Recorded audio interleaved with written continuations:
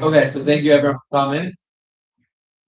Um, so obviously this past Shabbos as a shul, we kind of felt the responsibility that the first yahrtzeit of Rabbi Teitz that we should do something specific to the shul. The community will do something Be'ezras Hashem next week or following week.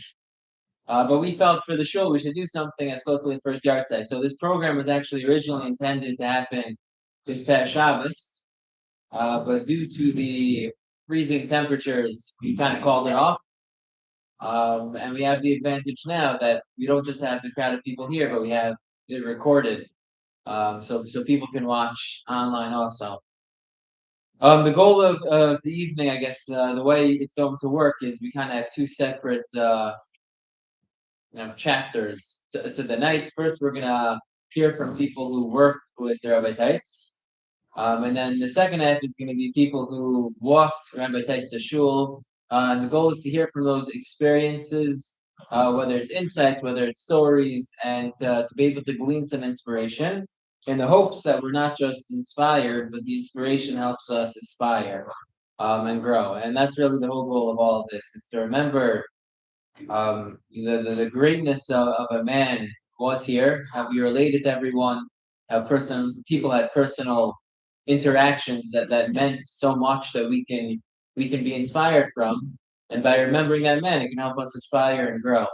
And so, without further ado, we're going to begin by asking Rabbi Shapiro and Steve Sharp to come up. Josh is going to moderate for the rest. He'll ask the questions. So we'll kind of is to be more like a fireside chat. And then after that, we'll have the next three join us. Thank you so much as they get their seats. We appreciate the opportunity to have more of an informal type of conversation. We felt one way to honor the Rav was to set up a formal shir that we sit down, that we can have a conversation. So we have with us Steve Karp, who worked for JEC for many, many, many, many years, and Rabbi Pinchas Shapiro, who currently works for JEC, and both, as the Rabbi Steinmetz mentioned, is the working with the Rav piece. So the goal here is just to have a conversation. I did prepare with some questions. I didn't get so much ahead of time because we don't want to have reverse answers.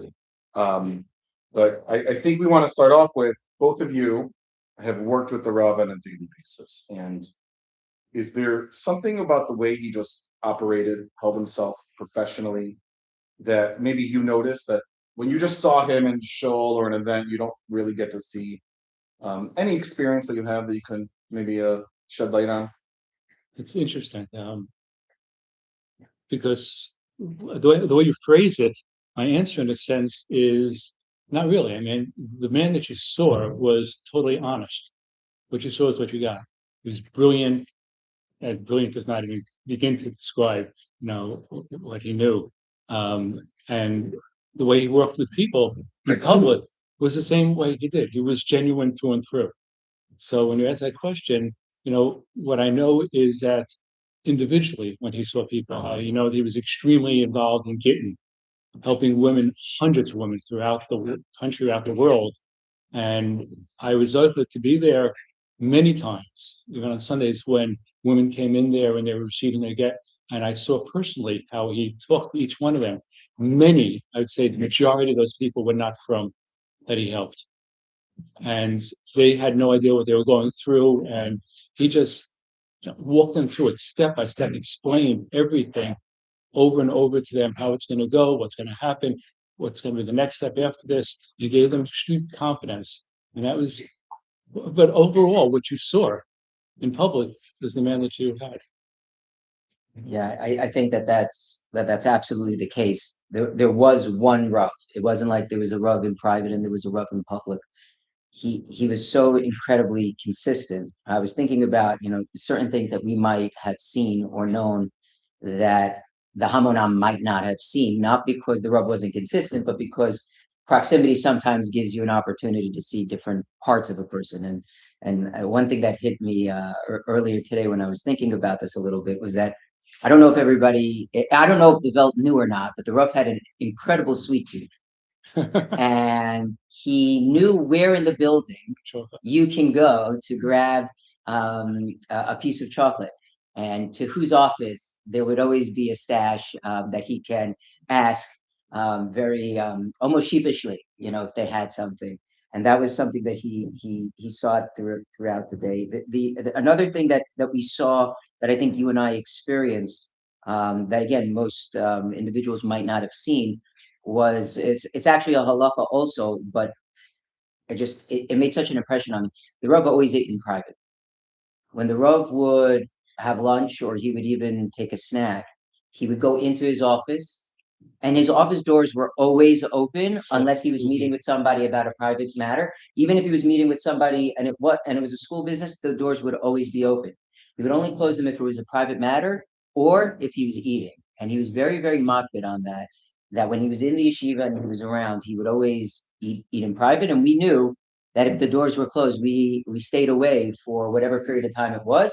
And when he was ready, he would come and he would open the door. That was something. There was just another anecdote that I thought very often the Rav would be coming or going and traveling, or we would be looking at the calendar and we would be talking about dates. So anybody who ever interacted with the Rav about time knew that the Rav had the mathematical calculations for all of the calendar, from I think Bria Sa'ilam until I imagine he knew when Mashiach might be coming, but he didn't share it with us. But he had that bonus. He knew exactly the Hebrew and the English dates for everything, and how the parshas were going to lay out. So if somebody was born, he was able to say what the bar mitzvah parsha would be, because he had the calculation in his head of what the Hebrew date would be, what the parsha would be that year. But what was amazing to me, or another level of the Rav's brilliance, was when we would be discussing things that either would be happening or things that had happened, the Rav would then refer to the daf that we would be up to in the daf yomi cycle. So, Lamashal, if we were talking in November and he was going to Eretz Yisrael, he wouldn't tell me what date he had the return ticket for. He would tell me on which daf he would be back in shul for. And on any given day, those who learn the daf yomi, sometimes it's hard to know which daf you learned that day. The Rav kept time in the daf, and those are just things that would come up in regular daily interactions and conversation that might not be something that you would have been I mean, exposed he was to. the Maggid otherwise. share for how many times did he finish the 6 cycles, I think. Something recently. Yeah, and one of the things that also might not have been known, everybody in the community was aware that the Rav gave the Daf Yomi shir. What many people may not have known was that the Rav also learned Daf Yomi Yerushalmi, and he did that Binistar. He never talked about it, but if you were in close proximity to him, you would see him sitting with the Yerushalmi very often, learning the Daf Yomi Yerushalmi also. I think it's such powerful lessons of what you said, how like you could be yourself even in such a public and leadership position, the same person that you are in public that you are in private. It's something to strive for. I think we can all strive for that. And before, someone was telling me they're excited for me to moderate this because I have a teaching voice apparently. Oh. So when I talk, and it just makes me think of that, like to be the same person you are no matter what interaction. That's like a meta that we can all strive for. I think that's so important. Both of you alluded to already, and I'm sure you have a lot of examples of this. And I think it's important for us to sometimes share these examples where Rav Teitz was such a brilliant man. And we know that he was so practical and he's so knowledgeable, and not just about Torah, even though Torah was there, but everything. What are some of those examples where you saw just how he melded the Torah, right, and maybe the English, whatever it was, the math, just like so seamlessly? And maybe it was a business interaction, maybe it was how he talked to someone. I'm sure that he had some good times and bad times throughout his whole career, and I think that's something that we don't always hear about. So I'm curious if you have any examples of that. But he taught. He was a PhD in math, as most people know. He taught at Rutgers, and at Berea needed a AP teacher at a point, and he stepped in there to teach the highest level to the Berea girls. The boys always looked at it, and we said, we kidded around in the office and said, that's another show of his brilliance, that he took the position in the girls' school not to teach the boys, he would teach the girls. it shows the cleverness over there on that part. For those are the teachers, right? Practical. I mean, his knowledge was incredible, and he used it in a very practical way. I mean, I'll give you two examples. Very personal. We had many decades ago a fire in our house, unfortunately, and the Rav turned to me and he said, "Do you still have your ketubah? Because if without that, we'd have to make a new one, what it is." And we went back to the house and we found the charred envelope. We pulled it out, and I won't go into it now. For some reason, there actually was two filled out complete ketubas in there. Something that took place, for other accidents, something that took place. But I knew that you're not allowed to have two ketubas. You can only have one. So I said, "Oh my God, what do I do now?" And I went running to the Rav. I went right. I didn't even. He was in the hallway outside the business office, and I saw him. And I said, "I found the envelope, and you don't want the story, but there's actually two of them here." And he looks at me and he goes, "Oh," I said, "I have a problem." He took one, he tore it in half. He said, "No, you don't." And he just turned around and walked away. And I said, "But it's just like he just walked away." He was just like, "No, I don't have a problem." I mean, it's been no more practical than that. I always thought of that. That's when I was new to the community almost. And it's like, I saw him, I was just amazed. I said, the brilliance of that, right? And then since we were there working with him, my family and I were invited many times during Sukkot to his house to have a Yom meal with him. And in the Sukkah, he did something that he didn't do all year round. And that is that he would tell everybody, "You go wash before Kiddush." And this way we're outside.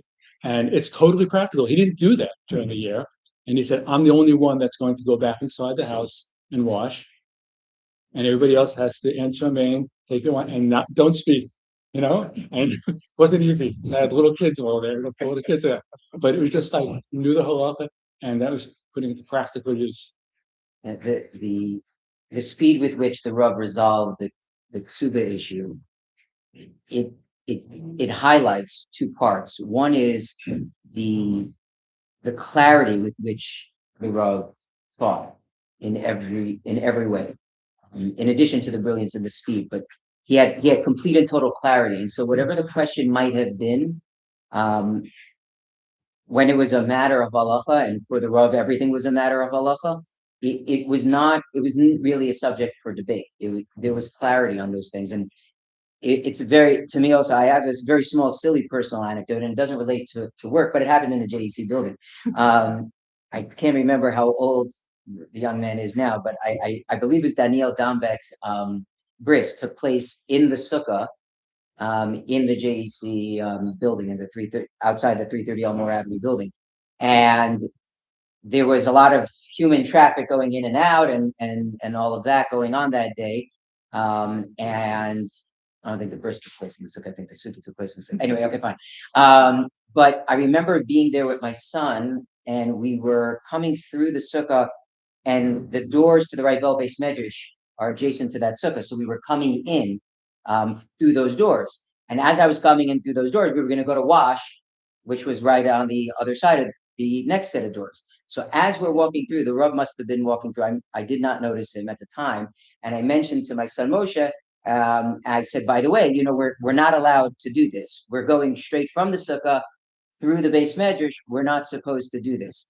And without even breaking his stride, the Rav walked by, put his hand on my shoulder. He says, "And now you can, because you said a halacha." And that was it. And I didn't even know he was listening.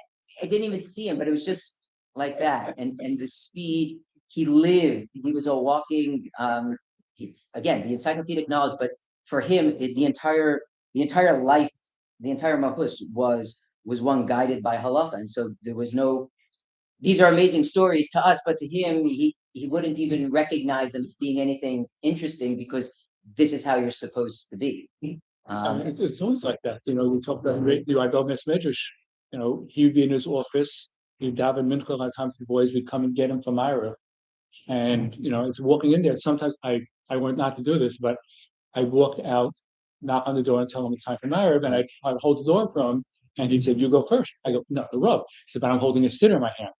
And it's like, and one time I remember trying to hand him the sitter there and push me right to the door. And no, you don't do that. It's like, it was just there was one other thing that after the Rav's Patira, one of the things we had to do is we made calls to various people that we worked with, that the Rav had worked with over the years, to make sure that they knew, but also to make sure that the relationship with the community was maintained. So it was, I think it was during the Shiva or right after the Shiva, we called the matzah factory, and we called the Meicher for the Rulavim and the Yisroel, just to let them know they both heard already. And they had both said we were going to wait until Shiva until it was over to reach out. And we were reaching out to have the conversation with them.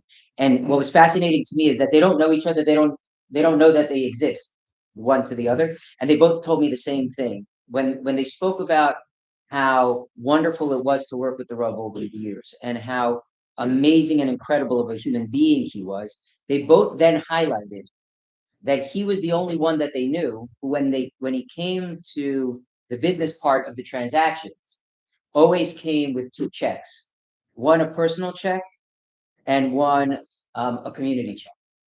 And they both highlighted how that was so incredibly unique and special and stood out to them. And I remember hearing that and wanting to run and tell certain people that story at the time. And I bit my tongue because I realized that if the Rav had heard that that was something that someone took note of as being special, it would have made him upset, because to him there would be no other way to operate. And yet we know from the story that not everybody did. And to him it was just, there was one way, and there was the Derech Hashem and what the halacha says. I think that's a great segue to my next question. Is there anything that you got to eyewitness yourselves that the Rav did quietly, like that story, that just stuck with you? And we'll have to be mochalas for saying it out loud. But so what are some of those other stories that? So, I mean, one of the things that got to me that I always thought about, the Rav is the one who convinced his father to go ahead with the heir of the community. And the importance of it to make, grow into attractive people. It was necessary, and everything's done kalacha, of course. But we also know those that knew him, the Rav himself wouldn't even wear a watch itself. I mean, this is 100% kosher Erev. There's no question that we should have any shilas in Erev community, but he chose personally that he wasn't going to hold by it. He would even take his watch off and put it with his keys and everything in his stender. But I also know that when Rav Pinchas Teitz needed to come to shul and he was in a wheelchair, which was pushing and carrying, and that's it, the Rav would in no way give up his turn. He took turns with his sisters, his brother-in-laws, and other members of the family. And when it was his week to push the Rav, he pushed the Rav. It's like it's 100% kosher error. I'm not going to give up that space of taking my father, because I know it's a good kosher. I don't want to use it when I don't have to.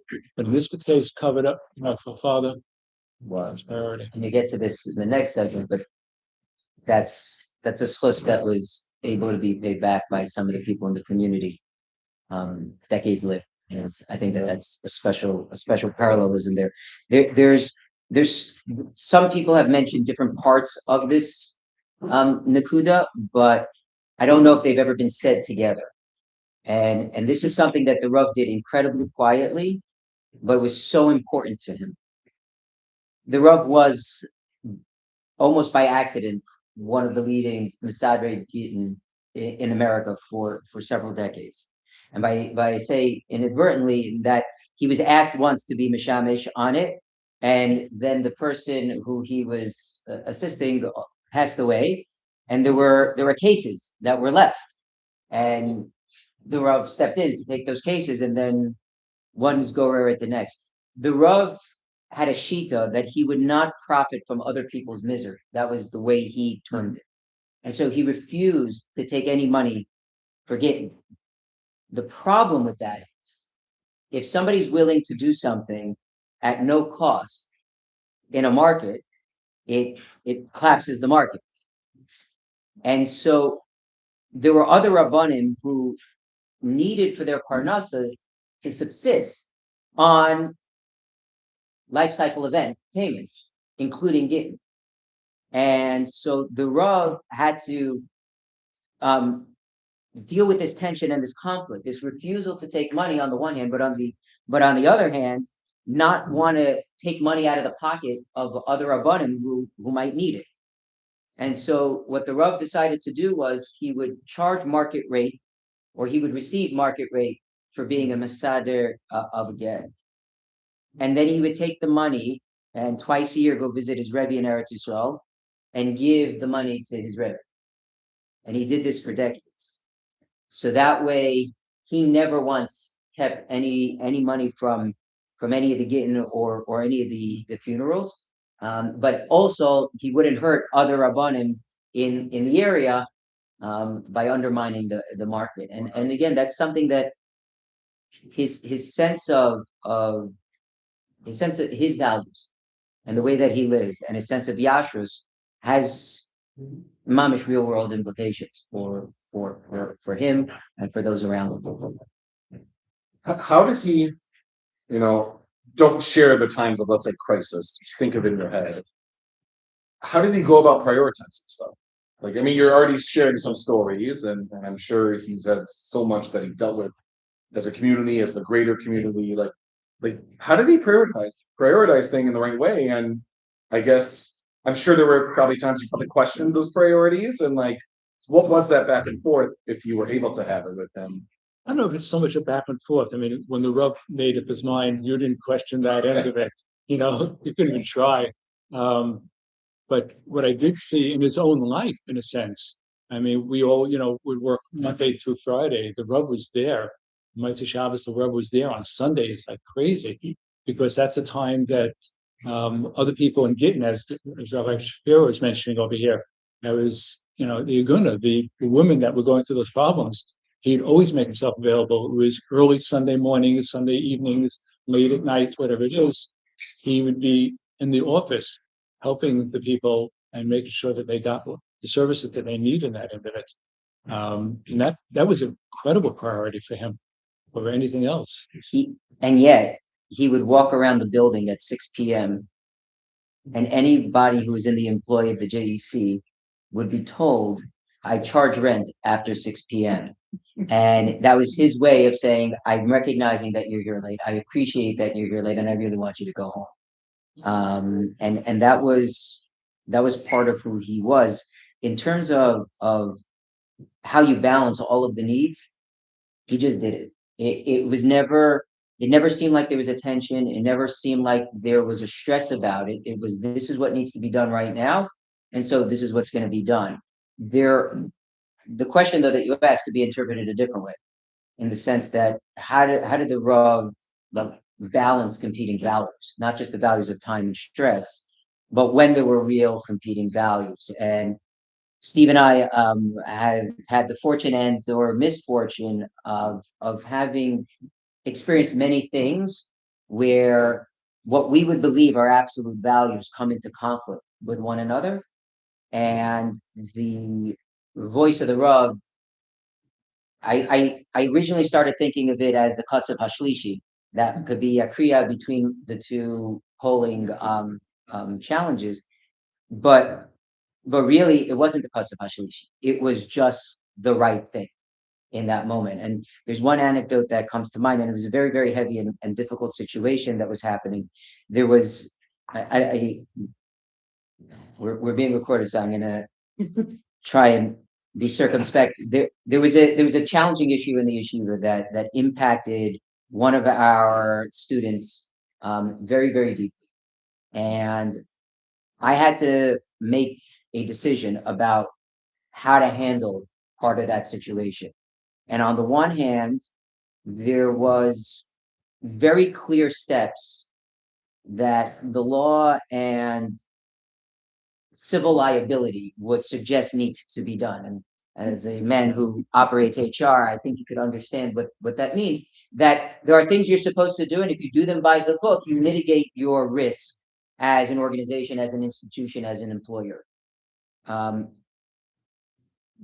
And I understood that to be the priority, because my fidelity is to preserving what his father built, and that which he gave his entire life to preserve and to build and to grow. And running up against that absolute value was this other piece that had the recognition that if I did that, I could risk the overall well-being of this student in a significant way. And I had been sitting on this for a couple of hours. It was a decision that needed to be made that day. I'd been sitting on it a couple of hours, debating it greatly, so that I can frame it correctly to bring to the Rav. And when he was ready, I came into when I was ready, when he was available, I came in to meet with him, and I started to lay out the problem. And he at once sought to hear me out, but also to spare me the anxiety and the stress of saying over the entire story. And at some point, he says, I hear enough, and let me tell you how this is. And he said that the safety and the well-being of an individual, in this case of the student, is paramount, because you'll find a way to protect the institution. And if there's trouble, institutions move on. Human beings get hurt irreparably. And so that's what you have to do. And it took maybe 15 seconds for him to answer a question that I'd been sitting with and struggling with for a very, very long time. Because again, the absolute clarity, he didn't see all of he saw the emes and the truth of what needed to be done. And that's what we did. And we're still here, thank God, all these years later without having suffered for it. And I happen to have followed up with that student, and thank God they're thriving. I think that's a great example of Rav Teitz's. Anyone who met him could tell he felt a responsibility towards you because you were part of JEC, or because you were part of the show, because you lived in Hillside. Like, you could really feel it, and that's some of the examples. I have a few more questions for you guys before we bring up the next panelist. I'm switching gears completely. Favorite joke of Rav Teitz that you can remember?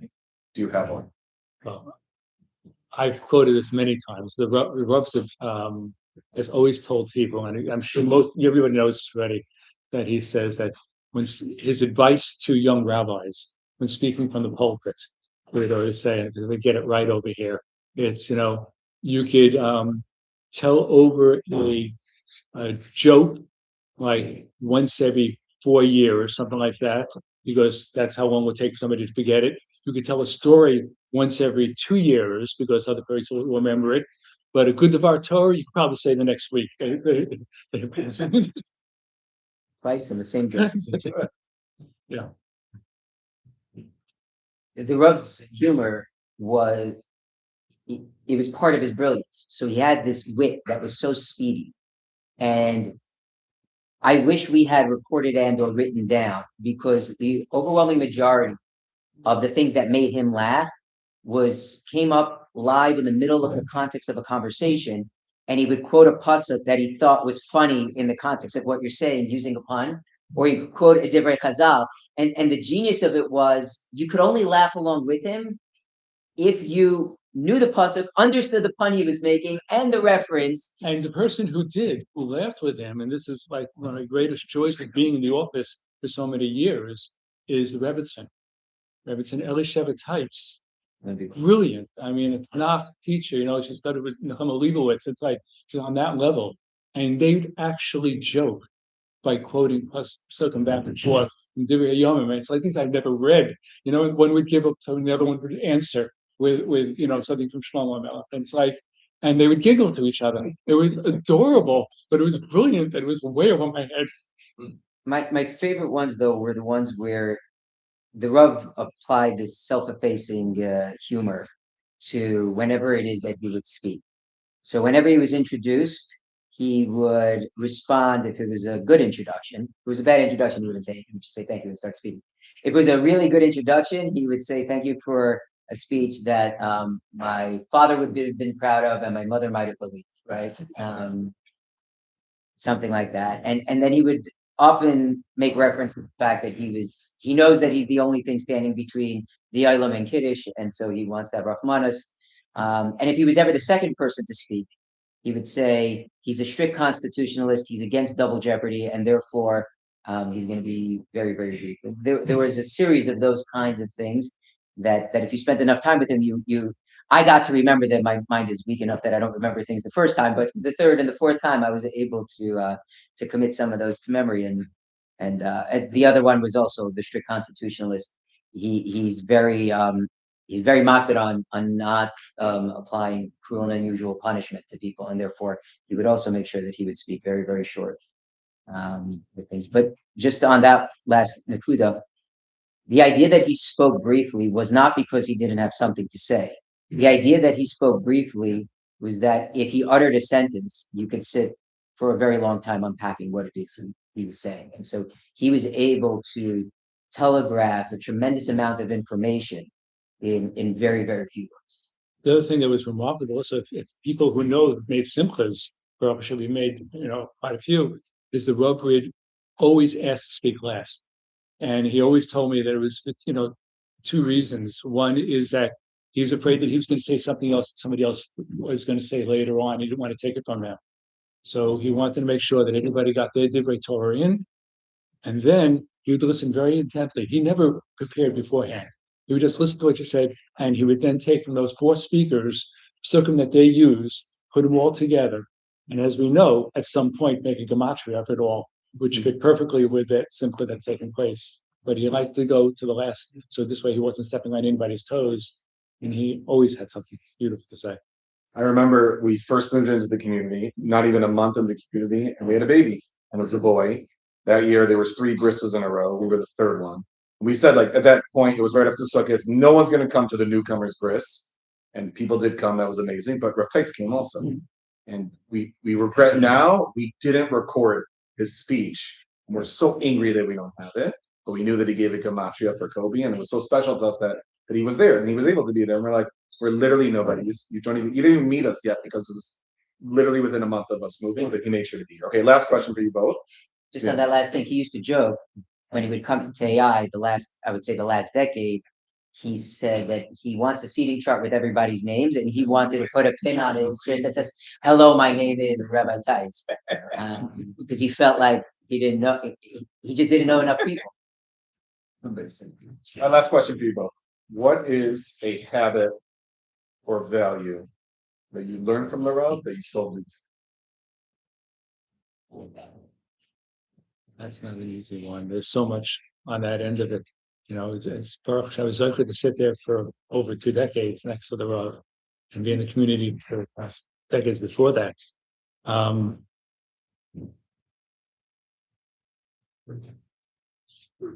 of the things that I always admired, and I do now, and he did it during his busy life, is to learn more. He prioritized learning. I mean, when somebody was not in the office meeting, and he always had an open door, as Shapiro said, you'd walk in there, and otherwise he had a safer open. And whether it was the Shalmi or the Bavli or anything else, the Rogatrava, he was learning constantly. And don't waste time. I love that.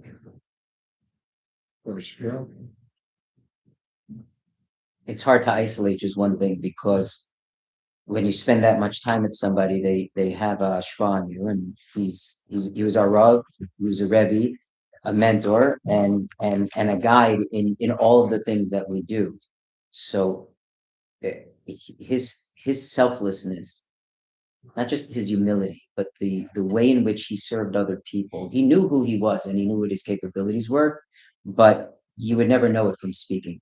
And the way that he just served other people is such an example. His clarity and his yashrus, there's no cheshbonos. It's such a fascinating thing, because when people are in leadership, there are so many different things that you need to keep in mind all the time and worry about. And for the Rav, there were no cheshbonos, because the right thing was always the right thing, and there was such clarity with that. And I'm a tremendous work in progress. Those of you who know me well, so I could take any one of those things, and I do every single day, and say that if I can just do myself one thing better or one step better in each of those areas, then it will have been a good day. And one of the things that I personally am trying to very strongly reconnect with, the rough sense of Masorah. We all know that, right? That he didn't move left or right if he thought the Masorah that he got from his Rebbeim or his father would have suggested something different. And there's so much power in that. It's clarifying, it's edifying, it's empowering, and it really it helps cut through. Again, it helps create that sense of yashrus. So every day walking into the office and knowing that the Rav is not there, but the lessons and the life that he lived are still present. Really, in each instance, there's something that we can draw on and we could aspire to be. Thank you both so much for coming up and for sharing and for opening what we really appreciate. Thank you. Thank you. I'd now like to call up our next panelist, Gary Nadav Shili. Please join us in the front. Thank you, thank you, thank you.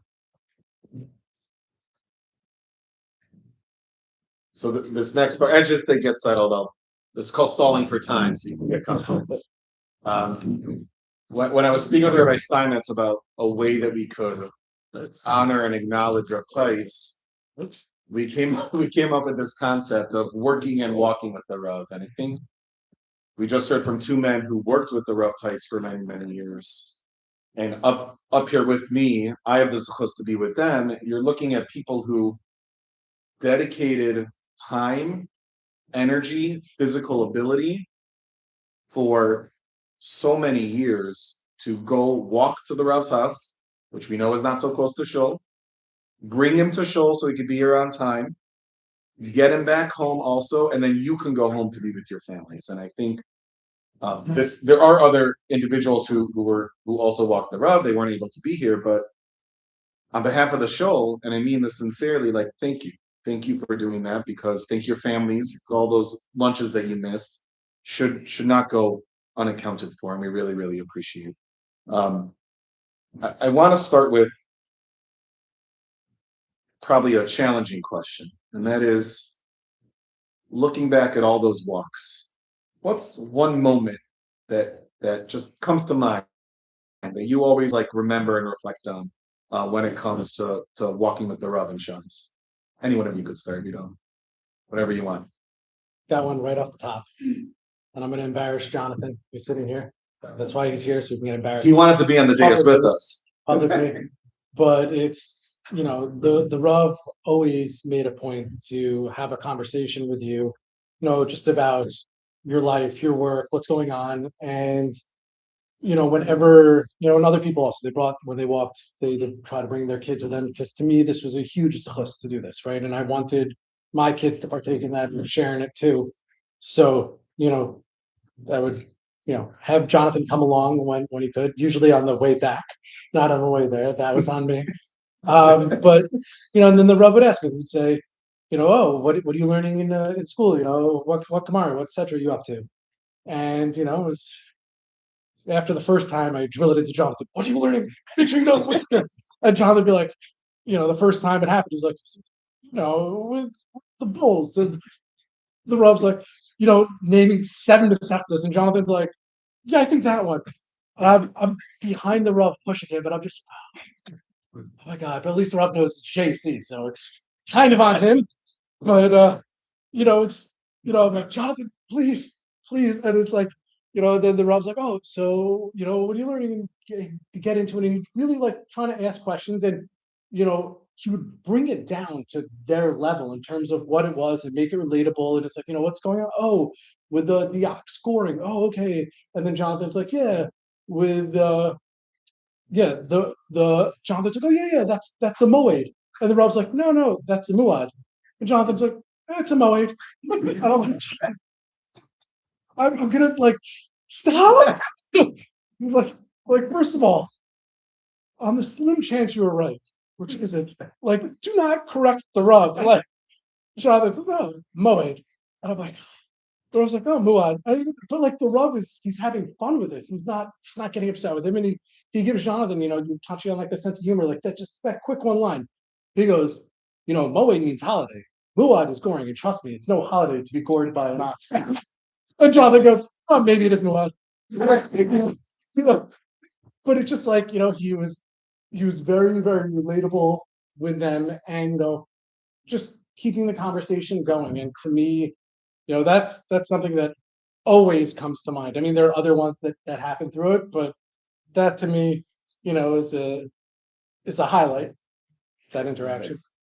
Yeah, I think for me, it was first off, I mean, I've lived in this community like Shuey has, Nadav has, for many, many years. And the walks with the Rav, I learned so much about him that I would have never. I mean, yes, he's the rabbi of the community. Yes, he runs JEC, and just I remember also like took my son Shuey first time. We got there probably 10 minutes earlier than we should have. Rav wasn't ready yet. He's like, "You're early." I said, "We want to make sure everybody gets to shul on time." He's walking with us, talking to Shuey, and Shuey's telling him, Gemara, what he's learning, and the Rav says, "So what's your favorite?" And also his voice wasn't so great later on, so he said, "What? Yeah, Shuey, what's your favorite subject?" And I heard him say, "Please don't tell me it's gym."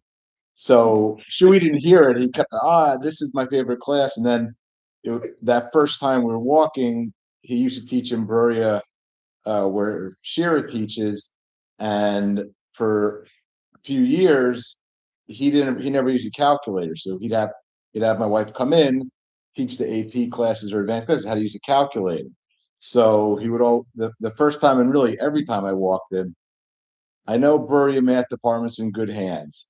I know everything's good with that. And he always, once in a while, he'd bring up the story. He's like, your wife was great with the calculator. She helped my students get through without it. And he had a very, very good memory about things in the community. And I tell people, it was just like walking with grandfather. Just, you could talk to him about anything. Yeah, I think so. I'd known the Rav for 17 years before we started walking. It was during COVID, and we had just set the tent up on the new shul property because the Rav desperately wanted to daven for me. It was a very big part of his being, and I remember before that was the Erev Shabbos was the first walk home, but even just during the week, it was absolutely frigid in that tent, like outside. It was outside, and so we were literally putting tefillin on at home, wrapping ourselves in a coat, then a blanket, then coming to daven in the tent, and then leaving and going home again. So that Friday night, this is the first moment that I remember was that I just saw the Rav like disappear into the dark, like down north, and I was like, I was like, is somebody going with him? Like I didn't know, like it was Hefka because it was COVID and everyone was just coming together. So I started walking his direction. No, thanks, because he was very concerned about COVID, and so he like didn't want me near him. So I was walking about 10 feet behind him, and I tracked him home, and he didn't go on the streets. He went through what I can only remember as being like I just been watching Harry Potter back then. It was like the Forbidden Forest. It was this ravine area, if you know where I'm talking about, also the left of north over there, but near his house. And it was like he was walking, and there's about this much before the cliffs on each side, and it wouldn't let me come near him.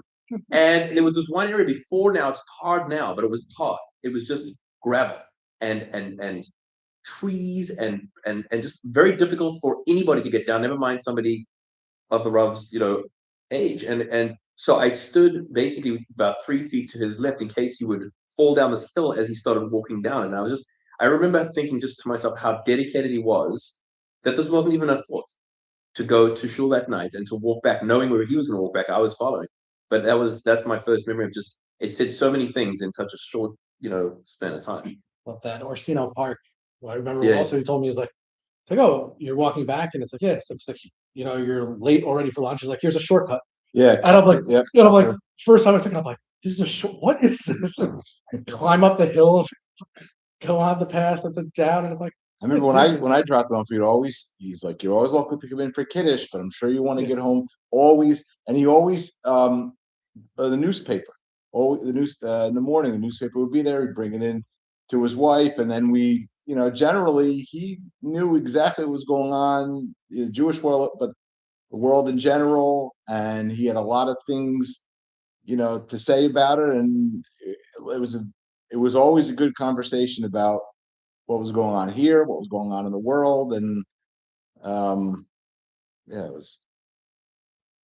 Was there anything that you found that the Rav was just always like careful or consistent about during those walks? Like I don't know, like, was there like a ritual that you had to do when it happened, or what you're going to talk about?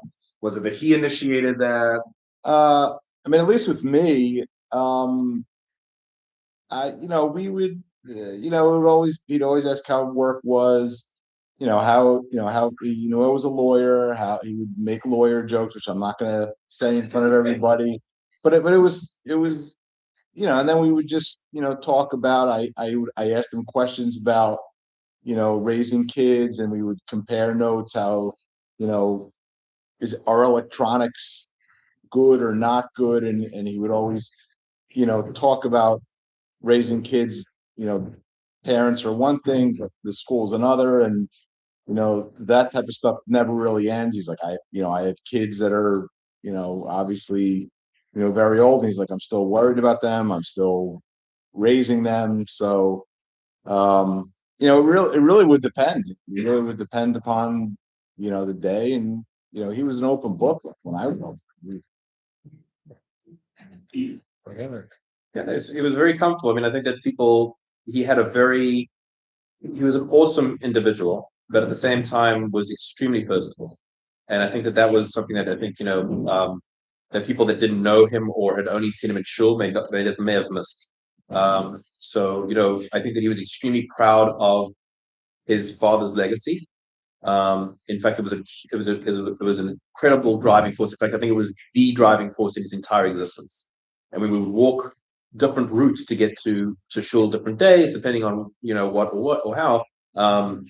You get a whole timeline, a history of Elizabeth, a history of this house, and that this wasn't there when I first moved in, and now that's there, and my father, and it was an incredible amount of kibbud av and but kibbud av specifically, and just everything that he did was around that. So I think that the walks were each one was unique, because it was it could be raining and he'd be sitting in at one point after he was not walking, it was in the wheelchair, it was in the rain, getting soaked, like having a puddle in his lap in his raincoat, and yet just talking Torah, talking about his father, talking about the community. So I think it was just it was never a boring experience ever.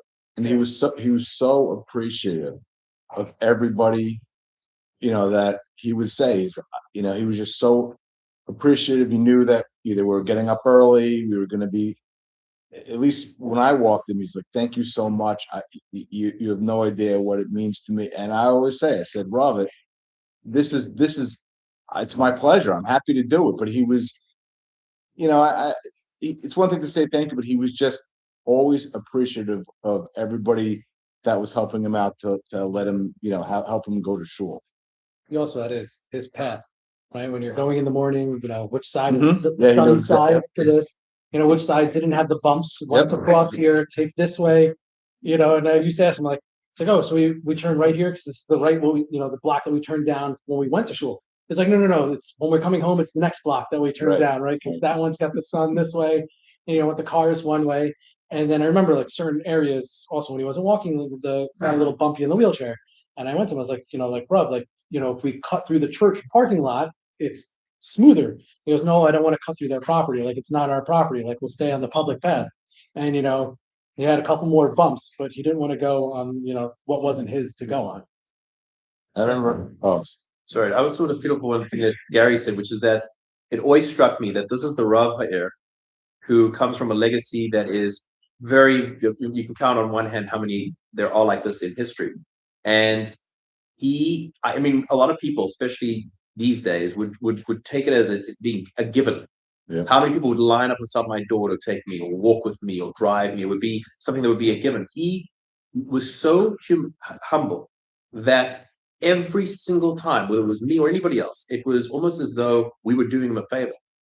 And it was like, to me, it was, how could you not? To me, it was, how could we not show cover to this individual, the Rav Ha'er? But at the same time, that just was such a clear indication of his unease. It was always, he almost was shocked that we were doing something for him.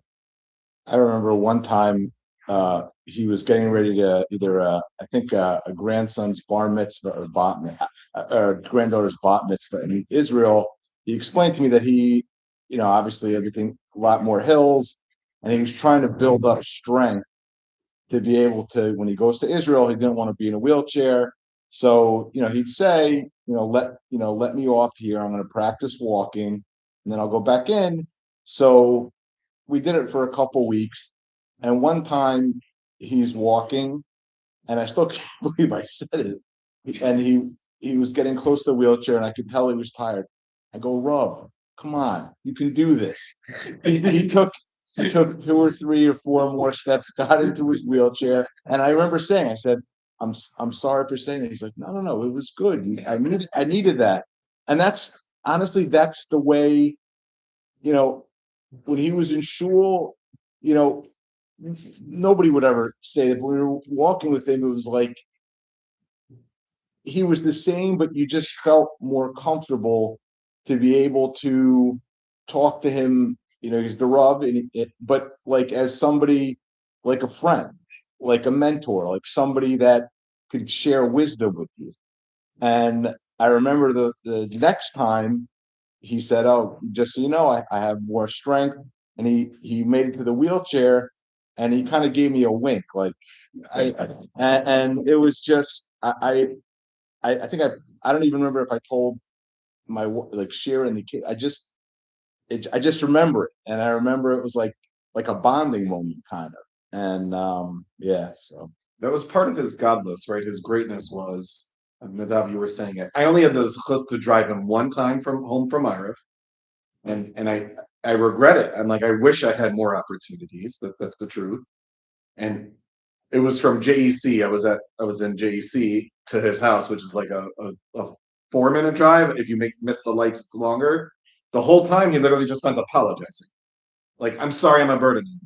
And it's like no, it's the other way around. So I do appreciate it. I wanted to ask, what are some of those lessons or teachings that he would talk to you about on these walks that you wouldn't get from his drusha, right? When he's on the bima, like as we spoke about previously, like he always talked in usually a shorter manner. And even if you went to his Shabbos Shuvah drusha, you're not in for a long ride. So my assumption is yeah. Now, are you taking notes, Rabbi Steinmetz? I'm just kidding. My assumption is when you have a longer walk, you get more opportunity to have that Torah being taught. So, like, what are some of those? If you remember any, what are some of those lessons that you got from him because you had that long conversation as opposed to these short interactions? I mean, one thing that I definitely got from Rav Teitz is that the needs of the community, this entire community as a whole, were the most important thing to him. And there was a difficult situation that had come up, and for whatever reason, the Rav, I mean, he would talk to me, and it was clear to me that the needs of the entire community were of paramount importance to him. And if there was a situation where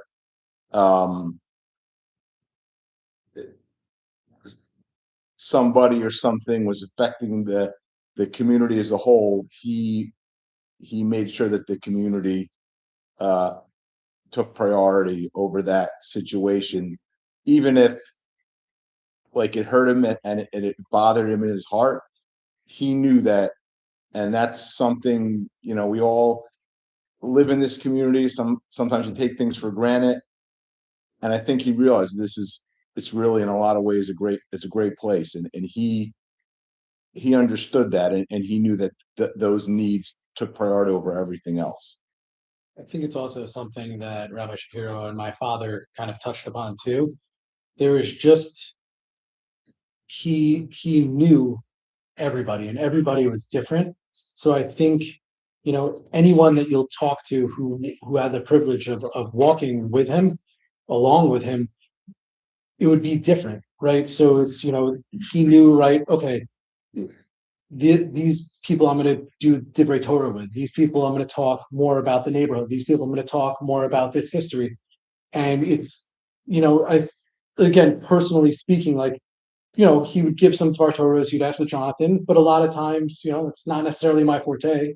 But like he would talk about the history. Oh, before this was middle income housing, before it was low income housing, I actually had an apartment here. Oh, this is the cost of my first mortgage, right? He would talk more mundane things with me because those were things that I would appreciate, and then I would talk a little like with Alex Spire, who's not here. We would walk with Rob a lot too. And it's like, oh, what did you talk about the Rav? And the Rav would get more into the Daf Yomi with him because Alex is doing the Daf Yomi, right? So I think he knew each individual and was able to tailor the conversations that he had. And to me, that's it's big to know that, and to be at his station, and that he didn't, it's not that he didn't think. To me, when you have someone who really is like a gadol ador, like they know who they are. They don't demand that respect to know what it is, but they know who they are. And he always knew who he was, but he always treated you as the individual, as a person would need, and he would know who you are, and he would joke too, right? Like, well, I would take him early in the morning, and in my later years, when I was under my dad's roof, I didn't have problems getting to shul on time because he used to wake me up. In my later years, I have a problem getting to shul on time. And the Rav took note of that, and when I take him in, and he'd go, "Oh, Shui, this is Sukkot Zimra. Know where to find that in the sitter, right?" And it's like, yeah, thank you. Now I feel terrible, but but he knew like the jokes of what it was, and it was nice because to me, every individual who walked with him, like you can have that separate conversation with them. He knew what not necessarily was important to them, but what they would like to converse about, and that's what he would hold the subjects on. Yeah, I think as you get older and you have kids, you start to realize that there's really a unique relationship between parents and children. Meaning for friends and for family and for colleagues, you'll go out of your way, but self-sacrifice really comes much more naturally for parents when it comes to children. You'll do pretty much anything for your children. I think that two examples that I saw that just to echo what Shui and Gary, thank you. By the way, I'm getting old. I said I'm getting older. I said I'm getting older. No, so what they were saying is that the Rav was not feeling well for a long period of time for his nifter, and he would come out of the house and feel exhausted, and say every time it was for weeks at a time. He would say, I shouldn't be doing this today. And then after Shachris, he'd be like, I'm glad I went. And it was every day. And this was many of the times he came was because he was saying Kaddish for a woman who was a single person who had died, and no one was there. There was no family. So he was saying Kaddish for her. And then another time, I'll never forget, it was Erev Pesach, and he said to me, so he would always make the siyum here, but then somebody else had decided that they wanted to, and he didn't say, no, it's mine. Fine. But then he also realized that, I think it's Beis Yaakov, what is it called? Beis Yitzchak, right? Which I had never been to, by the way, and I'd been here for 20 years. And he goes, they daven earlier. So I went and got him, I think it was 5:45. And it's pitch dark outside. He was again, he comes outside, he was exhausted, but he had to make the siyum. So we go into the minyan, and I was expecting there to be a lot of people. It was a tiny minyan, which is actually, I think I just saw on social media, they were talking about, trying to revive the shul. But it was a small group of people that he felt like the father to. He felt that this was his children, and he would do anything for them. And so he would get up early, very early, and would go and make the siyum for them. And when he was there, the amount of cover that he got is when you start to realize the decades of history that he had, which people that have moved in here more recently, it feels so new and it feels so fresh, and he could feel like maybe just the old God. But when you went to places like this shul, you saw the pictures on the wall. You saw him as a very young man in some of these pictures on the wall, and now this was still these were his kids, and he had now grown up, and so it was a incredible experience to see that. It's something that I think I really learned a lot from as well. Yeah, he also, I think Pinky might have said it. He felt like I don't know where the younger generation starts, but that nobody really knew who he was. So one time we were walking, walking him home, and I don't even know who the husband and wife and the kid were. Walk by, we say good Shabbos. So then we walk by. He goes, they think that I'm your grandfather. That's the way people think. It was just, he always felt that at a certain point, and we would always discuss when it was, like that the younger generation didn't, they knew he was here, but they didn't really, they had not, he felt like a little bit of like not as great a connection as those that were, a little older, or that had been here for a long time. But yeah, he was very conscious of that. I have one final question, and I really want to thank you three again, and the two previous panelists for really opening up and sharing, and thank you on behalf of the community for willingly doing this, and we appreciate it. My last question is, what does it mean to you that you walked with the Rav? If you can articulate. It was a privilege, and Nadav touched on this, Gary also, right? It's, to me, there wasn't a chance that I would say no, right? There were times I didn't want to. The nights I had to take him, early, like I didn't sleep Friday nights. Like it's like, I have a hard enough time getting up. I set an alarm, like I'm gonna oversleep. I can't I can't let the rub down and have him late. Like I did not sleep Friday nights, like when I had to get him. Like, it wasn't something that I was like, I'm looking forward to. But to me, it was more than an obligation. I'm not saying no, right? It's, you're asked to do this like 1,000%, and this is a huge covet and honor to do that. So yes, I would do that, right? And it's, and it's, going both ways. For a while, I didn't realize there was an option, that someone else would walk up. I was like, oh, you think this? And then I think Alex, like offhand one time, was like, so you need someone else to walk back. Because like I told him, like we're going out for lunch, and I don't worry, I planned that I'm gonna be late. And this whole thing is like, oh, someone else. Like, you can do that. And someone else, like that's an option. I was like, to me, like this, like it's, I don't know. To me, this was something that I felt extremely privileged to do. It was something that I don't know if Jonathan appreciates it now, but hopefully we'll look back on it too, like on the times where he got to walk him home and have that relationship, and have and again, Rabbi Shapiro, my dad touched on this. The Rav was always who he was. He didn't change in the scenery of what he was, but when you had the one-on-one time with him, he was always very personable. If you took your time to go to him, he was always very personable. And when you were with him, that shone through. And to me, I grew up, with my father, and was very close to the Rav with that. So I was able to learn a lot of these things growing up, and looking back, it's extremely meaningful. And to me, passing that on to my kids too is huge. You look at these, you look at who he was, and the gadol, and to me, this was a tremendous privilege, and something that I'm happy to do, rain, shine, cold, and you got to experience.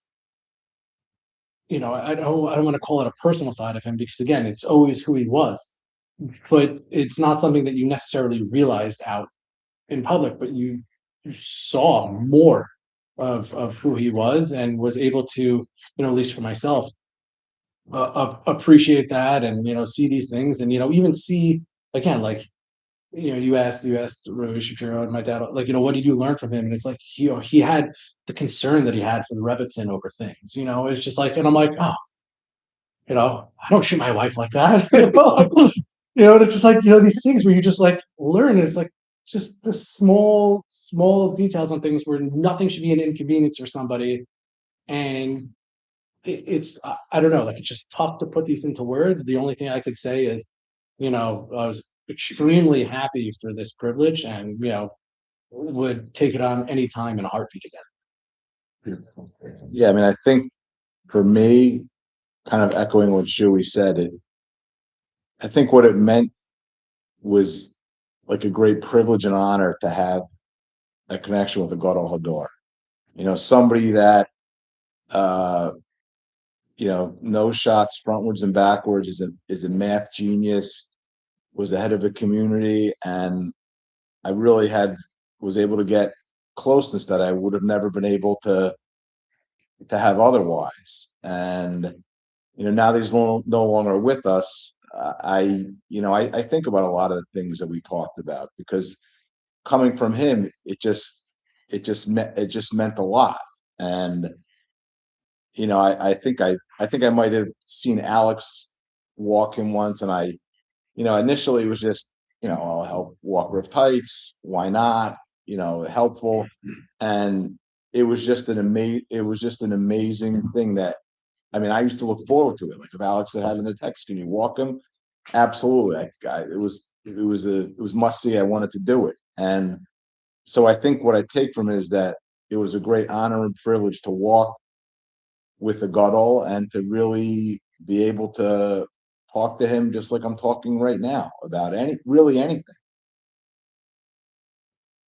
Yeah, I'll reiterate what Gary and Shuri said, is that I actually would say that I think the biggest takeaway is that the Rav was walking with us, because it did not feel like he always would. And I think that this going through the 20 what is it, 23 or 22 years that I knew him, was that his suck that he would give you was extremely customized to your circumstances, and he was machmir on a lot of things. But I was always very surprised when people would tell me stories about how he would give them psak halacha on things, and it was things that were very life cycle oriented and very, very complex or business related. And it was what I think was what makes a person like this so great, was that they were able to distill all that Torah knowledge that they had, but then to customize it to your needs then. And a lot of people, and again, I have a lot of history with Lakewood. I have a lot of history with, certain black and white concepts. The Rav was never like that.